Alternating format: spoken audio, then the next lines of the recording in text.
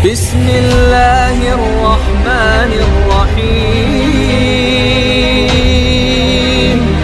La uqsimu biyaumil qiyamah wa la uqsimu bin nafsin.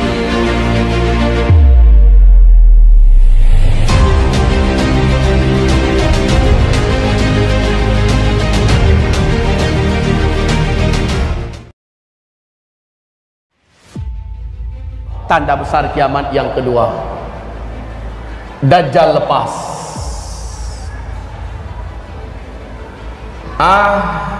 Manusia sudah mengimpi-impikan datangnya makhluk paling celaka ini. Manusia sudah lama merindu-rindukan datangnya. Kenapa? Didengar kabar Dajjal lah yang sanggup menyelamatkan manusia. Maka orang rindu ingin berjumpa dengannya, kecuali orang yang beriman. Orang beriman tahu persis Dajjal sudah dekat mau keluar. Lalu orang beriman makin merapat kepada Allah, makin banyak sujudnya, makin banyak angkat doa dan tangannya ke langit, makin minta agar Allah lindungi dari Dajjal. Dan ternyata benar, Dajjal lepas. Ma baina khalqi Adam ila qiyamis sa'ah fitnatun akbar minad Dajjal. Sejak Adam diciptakan sampai kiamat, tidak ada fitnah yang lebih hebat, yang lebih berat, yang lebih dahsyat melebihi fitnahnya Dajjal. Dajjal manusia biasa. Ma min nabiyyin mursal, tidak ada seorang nabi pun yang diutus oleh Allah ke muka bumi melainkan pasti memperingatkan kaumnya tentang bahaya Dajjal. Hati-hati Dajjal, hati-hati Dajjal. Setiap nabi ingatkan kaumnya, hati-hati Dajjal. Dan Rasulullah bersabda sallallahu alaihi wasallam, kalau saat Dajjal itu keluar saya masih hidup, saya yang akan menghadang Dajjal, saya yang akan melawan Dajjal, kata Rasulullah. Tapi kalau saat itu munculnya Dajjal, saya sudah tidak ada. Setiap kalian harus melindungi dan membela dirinya sendiri-sendiri dari Dajjal. Kaum muslimin, Rasul menyebutkan Dajjal itu orangnya seperti ini, anak keturunan Adam. Dia lebih pendek dari kalian sedikit, hanya satu orang. Jangan pikir Dajjal itu sebuah kekuatan yang besar, ya. Dia lebih pendek daripada kalian. Mukanya jelek sekali, matanya dua, yang sebelah kanan kata Rasulullah tertutupi oleh melelehnya daging bagian atas menutupi mata, lalu bagian ujung daripada yang menutupi ini lengket ke pipi, dan ada membentuk semacam jengger ayam, ya, bergelantungan, jelek sekali pak. Kemudian matanya yang sebelah kanan itu seperti mau keluar dan nampak lengkungan seperti ini. Mata sebelah kiri sudah mau lepas, warnanya hijau kaca. Rasul mengatakan kulit Dajjal itu putih pucat kemerah-merahan, rambutnya kribo, di sela-sela rambutnya yang kribo ada rambut-rambut yang lurus. Lehernya lebih panjang daripada leher kalian sedikit, bahunya mereng, dadanya lebar, full daging, sekel pak, full daging, enggak gemuk tetapi sekel, lebar dadanya. Apabila dia berjalan, kata Rasulullah, kaki kiri dengan kaki kanannya, jempolnya saling berdekatan, dua mata kaki saling berjauhan, seperti ini. Jelek sekali. Kaum muslimin yang kami muliakan, tapi jangan lihat orang kayak gitu Dajjal gitu, keturunan Dajjal, ya. Rasulullah menyebutkan khusus orang yang beriman, yang menurut Allah masih ada iman di dadanya. Karena banyak orang nanti merasa dirinya masih beriman, padahal menurut Allah sudah nggak ada lagi iman di dadanya. Khusus orang beriman, dia diberi oleh Allah kemampuan apabila sempat tiba-tiba kepergok atau berjumpa dengan Dajjal, dia pasti bisa melihat ada tulisan kafir, kafir di antara dua alisnya. Hanya orang beriman, padahal nggak nampak pak, tapi khusus orang beriman seperti nampak tertulis kafara di sini. Subhanallah kaum muslimin, menandakan kita hari itu masih beriman atau tidak kalau sempat. Dan jangan pernah, ya, mudah-mudahan tidak pernah kita berjumpa dengan Dajjal. Nabi mengatakan jangan pernah kalian berjumpa dengan Dajjal, jangan kalian pernah berjumpa dengan Dajjal. Demi Allah kata Rasulullah, Dajjal itu bergelar Al-Masih. Dajjal itu bergelar Al-Masih, Al-Masih Dajjal. Apa makna Al-Masih? Sang penghapus. Dajjal itu ketika dia berjumpa dengan orang, hapuslah iman orang itu, menguap. Bahkan kata Rasulullah, akan datang nanti seorang lelaki yang sangat yakin imannya tidak akan hilang, seorang lelaki yang merasa imannya sudah kuat dan dia tidak akan berubah, tidak akan murtad bila berjumpa dengan Dajjal. Lalu dia keluar dari rumahnya, berjumpa dengan Dajjal. Ketika mana dia bertatapan saling melihat, saat itu hilanglah iman dari dadanya dan dia pun langsung sujud menyembah Dajjal. Padahal laki-laki ini sangat kuat imannya. Maka Nabi haramkan umatnya, jangan pernah nak berjumpa dengan Dajjal. Jangan pernah, apalagi niatnya meminta tanda tangan. Siapa yang berjumpa dengan Dajjal, murtad, kafir kepada Allah. Dan siapa yang sudah kafir kepada Allah, sampai matinya dia tidak akan pernah lagi beriman kepada Allah. Siapa yang mati, siapa yang kafir gara-gara beriman kepada Dajjal, dia kafir kepada Allah. Saat itu juga sampai matinya dia tidak akan pernah lagi beriman kepada Allah. Dajjal memiliki kemampuan sihir yang teramat sangat kuat dan dahsyat, sehingga seluruh dukun-dukun, ahli-ahli sihir terhebat di muka bumi akan sujud menuhankan Dajjal. Seluruh pemimpin-pemimpin dunia akan sujud menyembah Dajjal. La haula wala quwata illa billahil aliyil azim. Dajjal memiliki magic yang sempurna kaum muslimin. Dan yang paling menakjubkan, nanti baca di kitab ensiklopedia akhir zaman, calon-calon pengikut Dajjal, ketika Dajjal akan keluar, ada ciri-cirinya. Nanti selepas zuhur saya uraikan. Salah satunya, kaum muslimin yang kami muliakan, Dajjal ini dilayani dan diikuti sepenuhnya oleh setan-setan jin. Coba bayangkan, iblis yang mempunyai bala tentara dari setan-setan yang tidak terkira banyak di jumlahnya di muka bumi ini, bersatu berpihak dengan Dajjal. Maka merekalah yang akan membuat makar seolah-olah Dajjal betul-betul Tuhan asli, betul-betul Dajjal itu Tuhan yang asli. Dajjal menunjuk ke langit, berkumpullah awan, air hujan pun turun. Dajjal menunjuk ke bumi yang gersang dan tandus, bumi itu langsung menjadi subur, tanah-tanahnya menimbulkan buah-buahan dan rumput-rumputan yang tebal. Hewan ternak kelihatan gemuk-gemuk dan sehat. Dajjal menunjuk ke arah kuburan. Satu pemakaman itu, satu kuburan itu bangkit manusia yang kembali utuh dengan tubuh yang sehat, ya. Dan dia mengatakan, anakku, ayah telah dihidupkan oleh Tuhan kita. Ini adalah Tuhan kita. Berjumpa suami yang sudah meninggal dengan istrinya, istriku, ini adalah Tuhan kita, lihat aku telah dihidupkannya. Padahal kaum muslimin, Rasul mengatakan seluruh yang bangkit dari kuburan itu adalah setan-setan yang menjelma menjadi manusia yang dulu pernah mati. Bukan orang yang sudah mati itu, tapi setan yang menjelma dalam wujud manusia-manusia dulu yang telah mati. Orang beriman harus tahu ini rahasia-rahasianya. Tidak ada satu orang pun yang mampu bertahan ketika berjumpa dengan Dajjal. Tidak ada, seluruhnya akan rontok imannya. Tapi kata Rasul, orang beriman yang terserempak. Bahasa Indonesia terserempak ini apa ya? Ini bahasa Malaysia ini. Terserempak itu apa-apa? Mendadak ketemu gitu. Dia sudah berusaha menghindar dan dia nggak tahu kalau Dajjal sudah sampai ke kotanya, lalu mendadak ketemu. Kepergok. Hah? Ya sudah, pokoknya ketemu gitulah. Tanpa direncanakannya. Kata Rasulullah, wajib ketika itu membaca surat Al-Kahfi di depannya. Bacalah 10 ayat pertama atau 10 ayat terakhir, jangan lepaskan bacaan itu, ya. Teruslah baca sampai dia betul-betul sudah lepas dari Dajjal. Tutup mata, tundukkan wajah, bacalah surah Al-Kahfi. Alhamdulillahilladzi anzala ala abdihil kitab. Terus baca sampai ayat ke-10, ulang balik baca, sampai ke-10, ulang balik baca. Betul-betul baru berhenti setelah dia buka mata sudah nggak ada siapa-siapa, selesai. Tapi kalau nggak hafal ini, nah ini yang bahayanya. Pas ketemu Dajjal baru cari Quran. Nggak masanya lagi cari Quran. Tunggu om, cari Quran dulu. Habis nih. Makanya diperintahkan menghafal surat Al-Kahfi. Hafalkan surat Al-Kahfi 10 ayat pertama atau 10 ayat terakhir dari sekarang, dan lancarkan membacanya. Sering-sering bawa dalam sholat. Baik, Dajjal ini kata Rasulullah ketika dia muncul, seluruh kota-kota di muka bumi akan dimasukinya. dan dia tidak akan memasuki perkampungan, dusun-dusun, lembah-lembah. Dia tidak akan masuk ke daerah yang sedikit manusianya. Di mana manusia yang banyak, Dajjal akan sampai ke situ. Saat Dajjal sampai di situ, magicnya dan kekuatan sihirnya langsung menyebar, sehingga para wanita-wanita pada umumnya, kata Rasulullah, seperti tertarik untuk keluar dari rumah ingin berjumpa dengan Dajjal.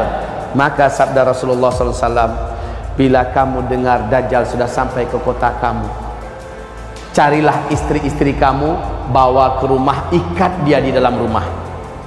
Carilah ibunda kamu, bawa ke rumah, ikatlah mereka di rumah, ikat, tambatkan mereka ke tiang, ikatkan kakinya. Baca itu hadis, ini hadisnya sahih, jangan katakan saya mengarang-arang. Ensiklopedia akhir zaman, Nabi perintahkan, kalau kamu dengar Dajjal sudah sampai masuk ke kota kamu, segera kamu kumpulkan istrimu, anak-anak gadismu, emak-emak kamu, karena yang paling banyak terkena kekuatan sihirnya Dajjal adalah kaum wanita. Ikatkan mereka di rumah-rumah kamu, tambatkan kaki mereka ke tiang-tiang rumah agar mereka tidak keluar. Saking kuatnya, Pak. Bagaimana kalau seandainya iman kita sendiri lemah? Ya udah, dengan bapak-bapak ke bawah, bawa bini, bawa anak, ayo. Nah, maka dengan ini memastikan kita wajib memperkuat iman, kita wajib memperteguh akidah, meluruskan tauhid. Kalaulah Allah beri saya rezeki, saya punya peralatan yang bisa lengkap, kamera lengkap, saya ingin syuting tiap hari bagaimana menggiring menjadi ahli tauhid di akhir zaman, bagaimana tauhid yang sebenarnya, mulai dari pembahasan Asmaul Husna, pembahasan tentang la ilaha illallah, pembahasan-pembahasan yang akan menguatkan tauhid, biar tidak berjumpa pun kita, Bapak bisa mengaksesnya di YouTube. Kalaulah Allah kasih rezeki. Tetapi kaum muslimin, hamba-hamba Allah yang kami muliakan, sampai hari ini niat itu belum kesampaian. Kaum muslimin, kita lanjutkan. Dajjal ini, kata Rasulullah, akan muncul dengan tanda-tanda alam yang tidak bisa ditutupi. Dia akan muncul dengan tanda-tanda alam yang tidak bisa disembunyikan, nggak bisa juga dikarang-karang.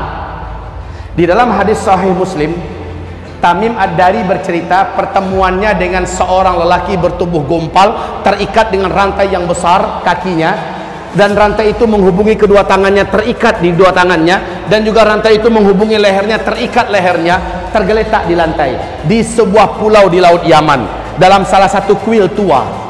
Tamim Ad-Dari dengan 20 awak kapalnya bertanya, celakalah engkau, siapa engkau? Kata lelaki yang terikat itu, kalian tidak usah takut kepada saya terikat dan saya tidak akan bisa menyakiti kalian. Apakah kalian datang dari Arab? Tamim Ad-Dari menjawab, benar, kami dari Arab. Sudah lama saya menanti-nanti orang Arab masuk ke pulau ini. Saya mau mendengarkan perkembangan dunia terkini seperti apa. Dia bertanya, apakah sudah muncul seorang lelaki di Arab? Dia adalah orang ummi, ngaku-ngaku sebagai nabi, namanya Ahmad. Udah keluar belum? Maka dijawab oleh Tamim Ad-Dari, sudah. Oh, sebentar lagi. Kalau begitu sebentar lagi. Kalian beriman nggak dengannya? Ada yang beriman kepadanya, ada yang tidak beriman. Beruntunglah yang mau beriman kepadanya, kata laki-laki ini. Lalu dia bertanya, dijawab. Pertanyaan berikut ini yang penting, Pak. Dia bertanya tentang buah kurma di kebun kurma Baisan. Tamim Ad-Dari mengatakan, apanya yang ingin kamu tanyakan? Laki-laki yang terikat itu berkata, sekarang masih berbuah enggak? Sekarang buahnya banyak, lebat. Tidak lama lagi buahnya akan berakhir. Itu adalah tanda-tanda saya akan lepas. Lalu dia bertanya lagi tentang Danau Tiberias. Danau Tiberias, apanya yang ingin kau tanyakan? Kata Tamim Ad-Dari, apakah masih ada airnya sekarang? Menjawablah laki-laki yang terikat itu, airnya sekarang tidak berkurang dan banyak. Laki-laki itu yang terikat ini berkata, tidak lama lagi danau ini akan mengering, tinggal tersisa sedikit. Saat itu saya lepas dan saya bebas. Ketahuilah oleh kalian, saya adalah Al-Masih, kata laki-laki yang terikat itu. Saya adalah Al-Masih. Dia tidak mau menyebutkan namanya lengkap, Al-Masih Dajjal. Dia hanya mengatakan, saya adalah Al-Masih. Ketika saya lepas, saya bebas, saya akan masuki seluruh kota-kota di muka bumi ini. Hanya 2 kota yang saya tidak berhasil masuk, yaitu Mekah dan Tibah, kata beliau. Ketika Tamim menceritakan ini kepada Nabi Muhammad dan dia menyatakan Islamnya, Nabi berkata kepada seluruh kaum muslimin yang ada di Madinah, ketahuilah oleh kalian, lelaki yang ada di pulau laut Yaman itu, dia adalah Dajjal. Dialah Dajjal. Demi Allah, ciri-ciri yang aku ceritakan kepada kalian lengkap semua yang ada diceritakan oleh Tamim barusan kepada saya. Tibah yang dimaksud oleh lelaki Dajjal itu adalah Madinah ini. Jadi Mekah Madinah hanya dua kota ini yang Dajjal tidak bisa masuk. Makanya salah satu cara selamat dari Dajjal nanti, kata Rasulullah, larilah kamu ke Mekah atau ke Madinah. Masalahnya ketika Dajjal ini keluar, teknologi udah nggak ada. Kita mau lari ke Mekah gimana? Pesawat yang mau nerbangin kita udah nggak ada.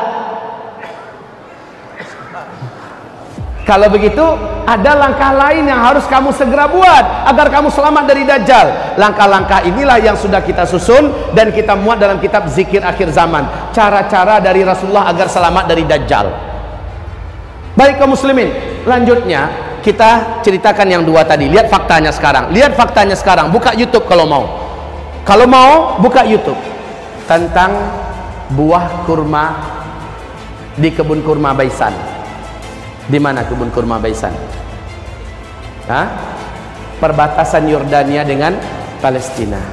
Kaum muslimin, kebun kurma Baisan ini sudah beberapa tahun terakhir sudah tidak berbuah 100%. Sudah tidak berbuah 100%. Bahkan batang-batang pohonnya pun cenderung mengarah kepada mati. Awas, hadis tadi mengatakan tak lama lagi buahnya akan berakhir. Adalah pertanda saya akan lepas. Satu. Yang kedua, dia bertanya tentang Danau Tiberias. Masih berair enggak? Kami menjawab sekarang ini airnya banyak, enggak berkurang. Sebentar lagi airnya akan susut. Ketika benar-benar akan habis, berarti saya sudah lepas. Untuk Bapak Ibu ketahui, di sini nanti buka halaman 800. Hadis Nabi mengatakan bahwa sesungguhnya tanda di antara Dajjal itu akan keluar adalah Danau Tiberias akan menyusut. Faktanya Danau Tiberias ini sekarang tuh di Israel, Pak. Sekarang letaknya di Israel, perbatasan dekat perbatasan dengan Lebanon. Danau Tiberias ini kaum muslimin, ini permukaan danau, ini dasarnya. Ya. Danau ini tidaklah dalam, hanya 45 meter saja. Hanya 45 meter saja, enggak dalam. Sejak bumi terkembang, danau ini belum pernah susut, Pak, airnya. Tapi tahukah Bapak Ibu, perkembangan terakhir sejak hitungan 2003 sampai 2013, 10 tahun terakhir, pemerintah Israel telah panik sejadi-jadinya panik, sehingga diumumkan di televisi resmi mereka tentang kondisi Danau Tiberias. 10 tahun terakhir, Danau Tiberias yang kedalamannya hanya 45 meter telah menyusut 16 meter.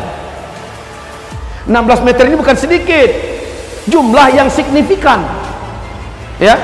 Jadi dari permukaan sudah susut seperti ini, 16 meter, lebih 30% loh, Pak. Akhir 2013. Sekarang 2015 akhir, dicek kondisi Danau Tiberias sekarang, bagian yang menonjol dari dasar danau sudah kelihatan seperti pulau-pulau kecil. Berarti semakin menyusut.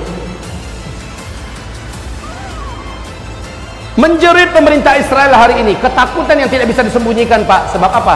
Sebab Danau Tiberias ini sumber air satu-satunya bangsa Yahudi di Israel. Mereka tidak punya mata air yang lain, mereka tidak punya sungai, hanya ini sumber mereka satu-satunya. Dan ini terus menyusut, terus menyusut, terus menyusut. Kalau Bapak Ibu nggak percaya, buka YouTube. Nggak percaya juga dengan YouTube, khalas, ada paspor nggak? Pergi sana, saya ongkosin PP. Kalau ada paspor, saya pergi, pulang, saya ongkosin. Nginepnya 2-3 hari sana, hotelnya saya tanggung. Tapi kalau ternyata memang menyusut, pulangnya kembalikan uang saya. Iya, kembalikan uang saya kalau nggak percaya. Kan ada juga tipe orangnya toh, Allah itu cuma ngomong doang, ya sudah pergi sana. Kalau perlu dengan biaya buat paspornya saya tanggung. Kalau nggak percaya. Baik Bapak Ibu yang kami muliakan, la haula wala quwata illa billah, informasi ini akurat.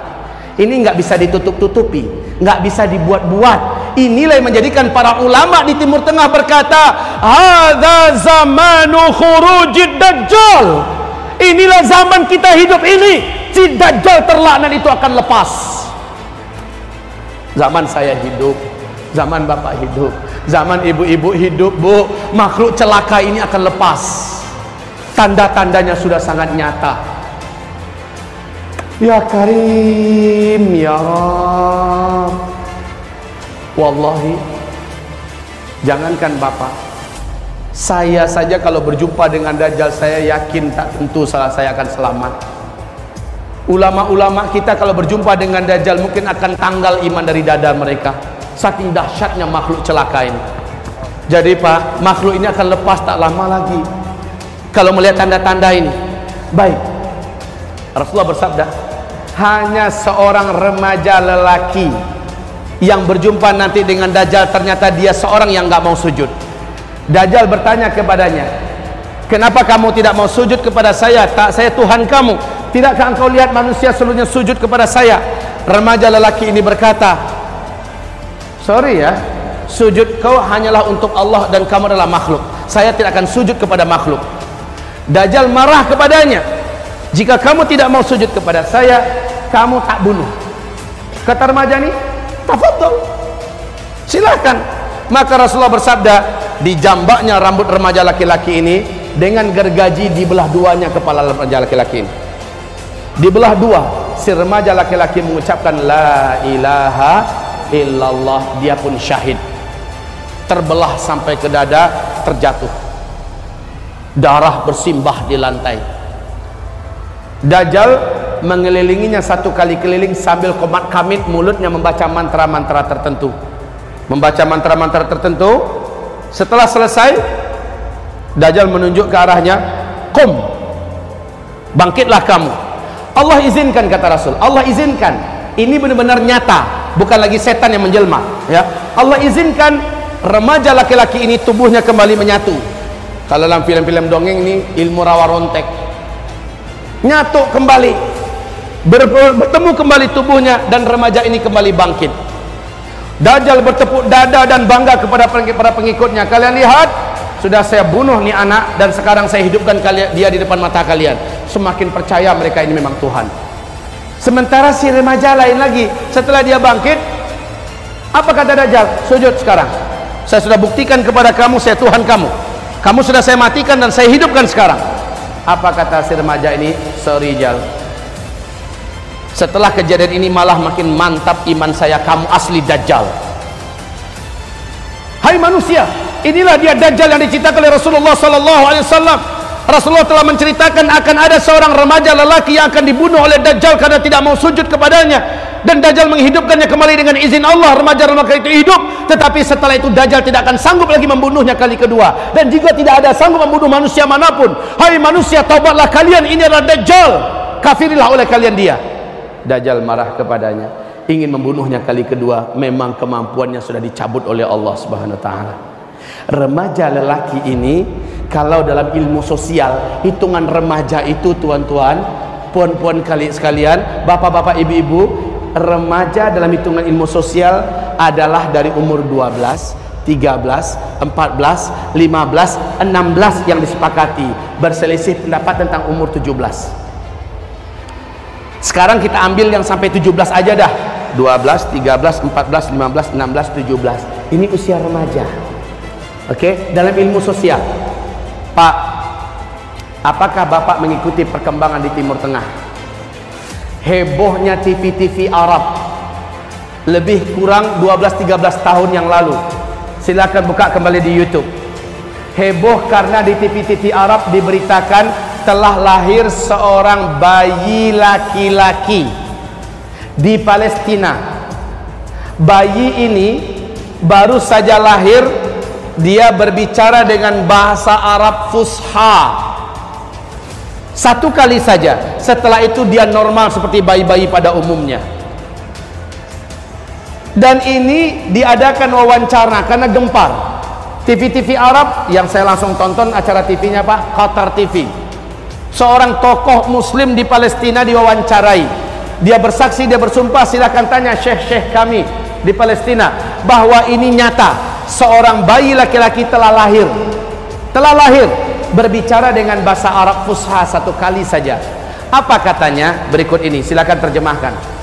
Ana rajulun sayaqtuluni dajjal wala yaqtulu ba'di ahadan abada. Kurang lebih seperti ini. Ana rajulun sayaqtuluni dajjal wala yaqtulu ba'di ahadan abada. Kemudian bayi ini normal umumnya seperti bayi-bayi yang lain. Bisa ada yang bantu terjemahkan selain Abah? Ada bisa bantu terjemahkan? Ana apa artinya? Nah itu kan bisa. Rajulun seorang lelaki, saya qutuluni dajjal, yang nanti saya akan dibunuh oleh dajjal. Wala yaqtulu ba'di ahadan abada. Setelah itu dajjal tidak akan sanggup lagi membunuhku, dan tidak pun seorang pun setelahku membunuhnya. Dajjal sudah tidak mampu, seorang pun selama-lamanya. Kejadian ini sekarang sudah masuk tahun ke-13. Sudah masuk tahun ke-13. Seandainya berita ini sahih, maka semakin menguatkan keyakinan kita sudah sangat dekat dajjal terlaknat itu akan keluar. Umurnya sekarang masuk 13, 14, 15, 16, 17. Berarti dalam hitungan tahun yang sangat dekat si dajjal celaka ini akan keluar. Siap atau tidak? Siap atau tidak? Demi Allah saya tidak siap. Bapak gimana? Kalau ada yang berani mengatakan siap, terlalu. Saya tidak siap. Dajjal ini terlalu berat untuk dihadapi. Sedangkan para nabi saja berlindung kepada Allah dari dajjal. Bagaimana lagi orang biasa macam kita? Tapi kenyataannya sudah sangat dekat. Ustadz, bisa jadi itu rekayasa TV Pak Ustadz supaya laris acaranya. Mungkin. Bisa jadi. Ini adalah rekayasa TV. Dibuat-buat agenda dan acaranya. Tetapi kaum muslimin, ini TV-TV Arab memuat semua ya. Jika ini memang rekayasa, bagaimana tentang Danau Tiberias? Bisa direkayasa nggak ini? Nggak bisa. Bagaimana dengan pohon kurma di kebun kurma Baisan? Bisa direkayasa nggak? Nggak. Karena hadisnya sahih. Taib kaum muslimin hamba-hamba Allah yang kami muliakan, tentang kemunculan dajjal, tanda-tandanya sudah sangat-sangat dekat. Bapak lihat, hampir negara-negara besar di dunia mempersiapkan kemunculan dajjal. Negara-negara besar dunia mempersiapkan ciri-ciri dan tanda-tanda kemunculan dajjal. Bapak, dajjal nanti masuk ke Madinah, nggak bisa. Ketika gagal masuk Mekah, nggak bisa. Dia bersuara masuk Madinah juga tidak bisa. Kenapa tidak bisa? Sudah ada malaikat yang menghunus pedang di tiap-tiap pintu masuk Mekah atau Madinah. Maka dajjal tak berhasil masuk.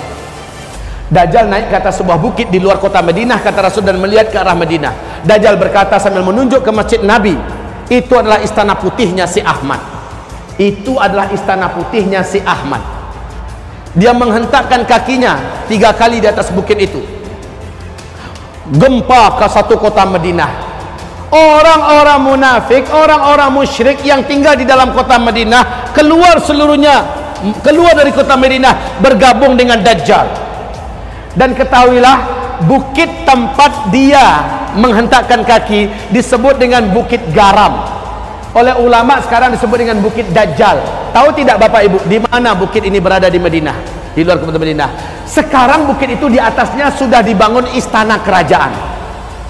Jadi yang Bapak lihat masuk ke Madinah, pergi ke Uhud, ada nampak satu bukit didirikan istana, itu adalah bukitnya Dajjal. Itu Bukit Garam. Masya Allah, kayak dipersiapkan, inilah tempat ente nanti wahai Dajjal. La haula wala quwata illa billah. Kaum muslimin yang kami muliakan, sementara istana putih yang ditunjuk oleh Dajjal ke Masjid Nabawi, ketika Nabi melafazkan hadis ini, seperti apa kondisi Masjid Nabawi? Lantainya saja masih tanah. Betul? Lantainya saja masih tanah, tiang-tiangnya masih pohon kurma, atapnya masih pelepah kurma. Sementara Dajjal di akhir zaman mengatakan itu istana putihnya si Ahmad. Masjid Nabawi sekarang kondisinya mirip istana enggak? Mirip kaum muslimin. Ketika Dajjal menunjuk itu adalah istana putihnya Muhammad, kondisi Masjid Nabawi sekarang lah yang paling cocok. Masya Allah. Baik, Dajjal tidak lama setelah dia keluar, bumi ini dikelilinginya, masanya tidak lama, hanya 1 tahun 2 bulan 2 minggu, Dajjal pun selesai masanya. Kenapa? Muncul tanda besar kiamat yang ketiga.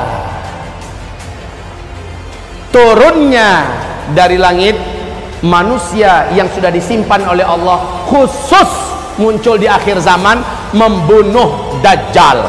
Siapa? Isa alaihis salam. Isa alaihis salam. Nabi Isa alaihis salam turun di Damaskus, di masjid yang ada menara putihnya, kata Rasulullah. Isa akan turun di Damaskus, di Dimashq, di Manaratil Bayda, di menara yang masjid yang ada menara putihnya.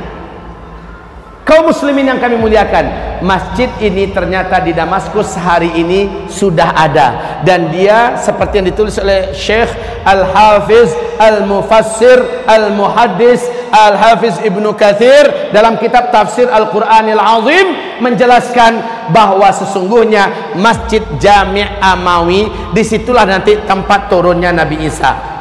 Ada menara putihnya, Pak. Ini termasuk masjid yang sampai hari ini belum dirusak oleh Bashar Assad. Masya Allah.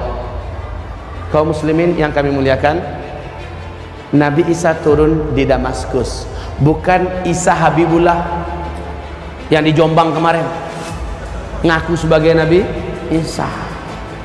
Syukur udah tobat sekarang ya, udah tobat. Bukan. Kaum muslimin, Isa turun.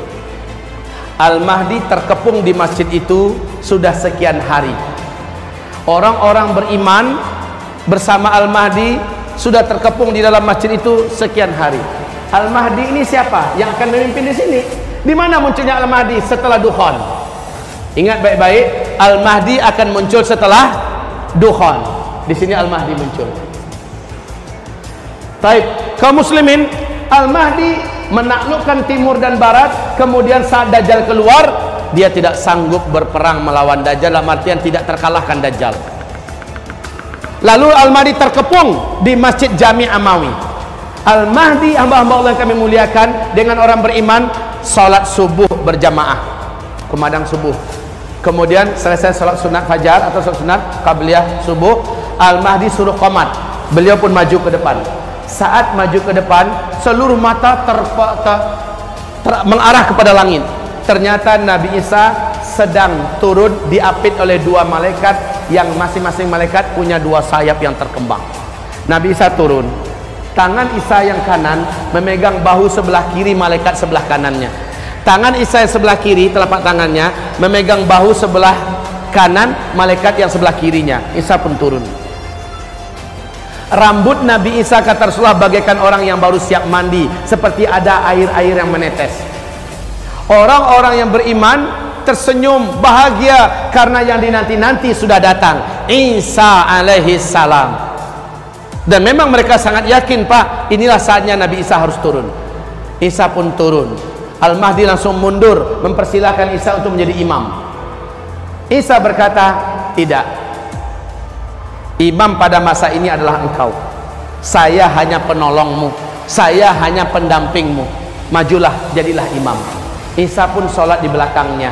Sholat subuh selesai, zikir selesai, matahari mulai terbit. Ternyata Dajjal berhasil mendobrak pintu masjid. Dajjal masuk dengan penuh kesombongan. Orang-orang yang menjadi bala tentara Dajjal dari kalangan Yahudi Asbahan dan Yahudi-Yahudi lainnya bersatu ingin mencincang Al-Mahdi, mencincang orang-orang beriman yang ada di dalam masjid. Penuh bawa sombong dan angkuh, Dajjal masuk. Ternyata Isa berdiri. Dajjal datang, Isa berdiri. Saling bertatap-tatapanlah 2 manusia legendaris akhir zaman ini, antara Isa dengan Dajjal. Dajjal langsung menjerit. Dajjal langsung menjerit. Melihat Isa menjerit, kata Rasulullah, meleleh tubuhnya. Demi Allah, kata Rasulullah, kalaulah Dajjal tetap di tempatnya, kalaulah Dajjal tetap di situ, di tempatnya, maka dia akan mencair menjadi cairan menggenang di lantai. Tapi Dajjal langsung lari. Dengan kekuatannya yang diberikan oleh Allah, Dajjal lari ke ufuk timur. Allah takdirkan Isa di atas kemampuan Dajjal punya kemampuan. Isa sudah menunggu di situ. Mau kemana boy? Lari ke ufuk barat, sudah ditunggu oleh Nabi Isa. Terakhir Dajjal lari ke Palestina, tepat di pintu Lut, kata Rasulullah. Isa menanti di situ dengan tombak khusus, dihantamkan tombak itu ke tubuh Dajjal, tembus. Dajjal menjerit sakaratul maut, mampus tuh makhluk. Darah yang membasahi tombak datang kembali dari Palestina dengan kecepatan yang Allah takdirkan, bergabung dengan Al-Mahdi dan orang-orang beriman. Isa kasih tunjuk, Dajjal sudah terbunuh. Allahu Akbar, Allahu Akbar, orang-orang beriman berteriak. Nah, orang-orang Yahudi yang di belakang Dajjal tadi sombong-sombong siap mencincang orang-orang beriman, hilang semangat perangnya, ciut nyalinya, langsung pedang-pedang mereka, tombak-tombak mereka buang, mereka lari terkentut-kentut, lari bersembunyi menyelamatkan nyawa masing-masing. Saat itu kata Rasulullah, Allah takdirkan alam yang ada berbicara. Ya Muslim, hadza Yahudiyun warai, ta'ala faqtulhu. Hai Muslim, sini ada Yahudi di belakang saya sembunyi, tangkap, bunuh dia. Kata tembok ketika Yahudi bersembunyi di balik tembok. Kata lobang ketika Yahudi bersembunyi dalam lobang. Kata pohon ketika Yahudi bersembunyi di balik pohon. Illal gharqad, kecuali pohon gharqad. Innaha syajarul Yahud, sesungguhnya gharqad itu adalah pohonnya Yahudi, bangsa Yahudi. Makanya 12 tahun yang lalu Pak, rabi-rabi Yahudi telah memerintahkan siapapun jadi Perdana Menteri wajib menanam pohon gharqad sebanyak-banyaknya. Maka start penanaman pohon gharqad di Israel lebih 12 tahun yang lalu bermula dari 2 juta batang pohon gharqad yang hari ini sudah setinggi 14, 15 dan 16 meter Pak. Udah standby itu pohon gharqad. Mereka tahu ini akan menjadi pohon kita di akhir zaman. Aneh itu, dia tahu dari hadis Nabi, mereka percaya gharqad inilah pohon kemenangan mereka di akhir zaman. Mereka tanam banyak-banyak, tapi kan udah bocor duluan ke tangan orang beriman kan. Hadisnya sudah ada, orang beriman tahu nih kemana sisa Yahudi, pasti ke kebun pohon gharqad. Oh, udah orang beriman datang bawa pedang-pedang mereka, lihat ada Yahudi, cincang.